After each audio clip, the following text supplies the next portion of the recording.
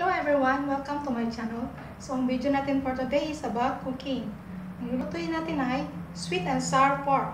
Tara, magluto na tayo!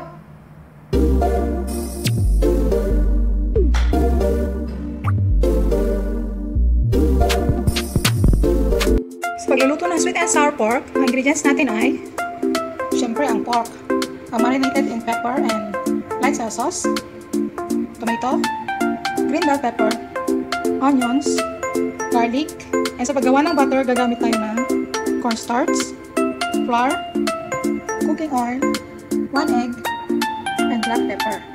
Sa paggawa naman ng sweet and sour sauce or gravy, gagamit tayo ng sugar, ketchup, oyster sauce, plum paste, and vinegar, apple cider vinegar. Tara, gawa na tayo ng butter para ma-fry na natin yung ating pork. Gawa ng butter, i-mix lang natin lahat ng ingredients. Cornstarch, flour, pepper. Maglagay din tayo ng salt. A bit salt. Or kahit hindi na kasi marinated na yung ating pork. Then egg. Then maglagay tayo ng konting cooking oil. Then syempre yung tubig. Magamit din tayo ng tubig.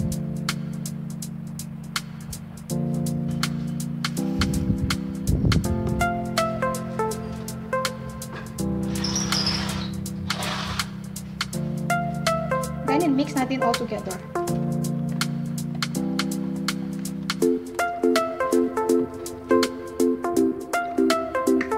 So naglagay ako ng 1/2 cup of water. Depende naman yung sa ginamit nyong kung gaano karamo yung powder na ginamit nyo. So mix din natin hanggang makuha natin yung tamang texture.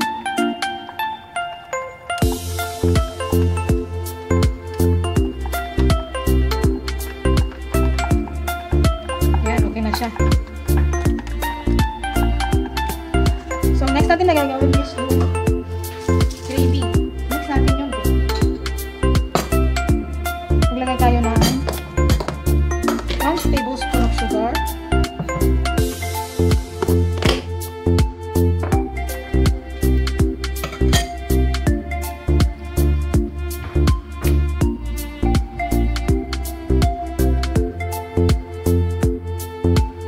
1 tablespoon ng plum sauce.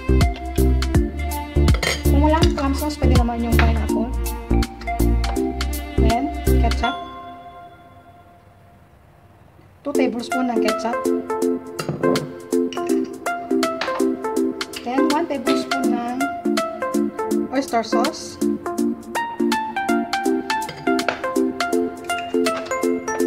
And then, 1 tablespoon ng vinegar. Then, mix lang natin all together.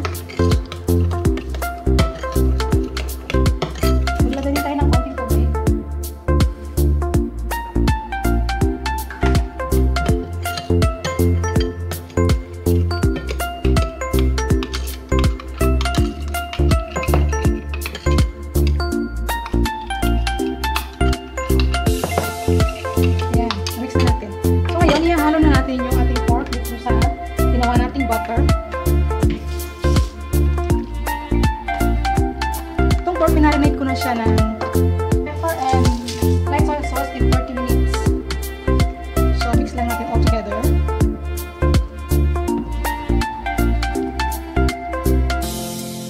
Make sure na mabalot lahat yung pork. Ayan. So, mag-fry na tayo yung pork. So, initin lang natin yung pot. Then, maglagay tayo ng mantika. Maraming mantika.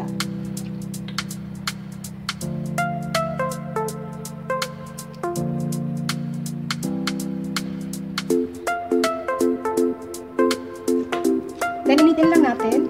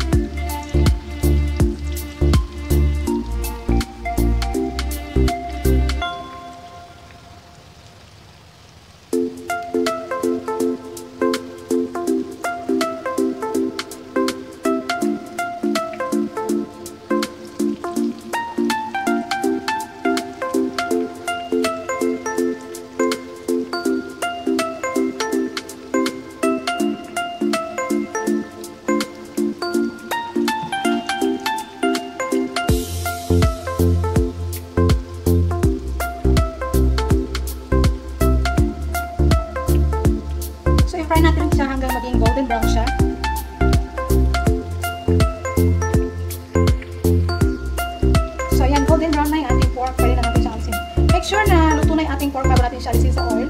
Kung gusto nyo mas crispy pa, pwede siyang i-fry ng mas brown pa dito.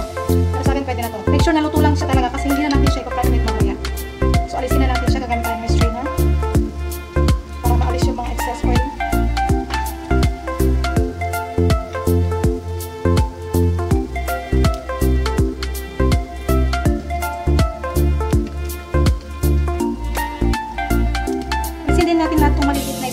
Pag hindi natin inalis, makaka-apekto siya sa quality ng oil. Diba pag na-burn siya, iba na yung lasa niya. Kaya alisin natin.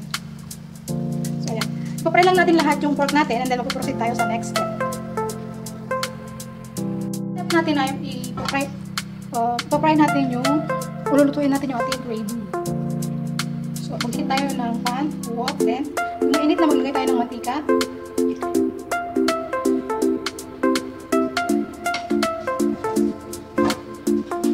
Lagyan natin yung ating garlic.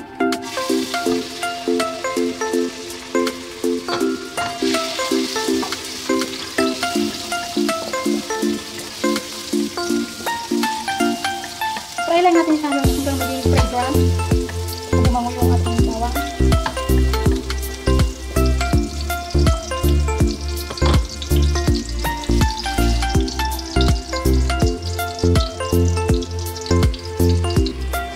Mabango na, ilagay na natin ang ating green bell pepper.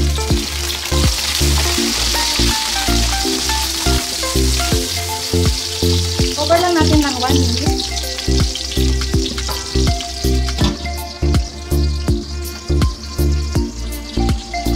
After 1 minute, open natin siya. Then, lagay natin yung ating onion.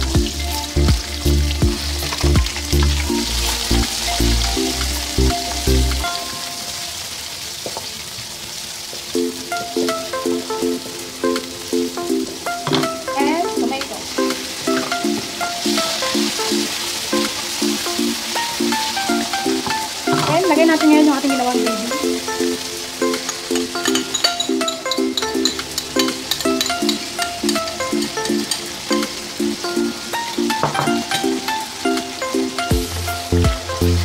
So, pakukuluin lang natin siya.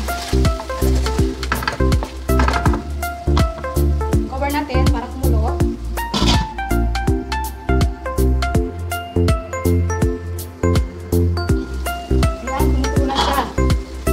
Ilagay ngayon natin ang ating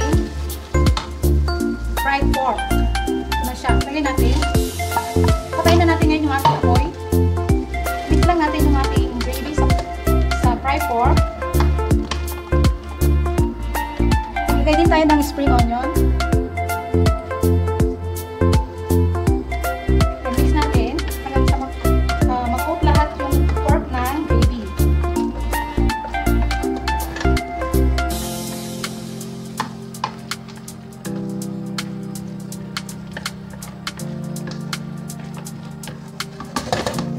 So, ito na guys, yung ating finished product ng sweet and sour pork. I hope na nagustuhan niyo yung ating recipe for today.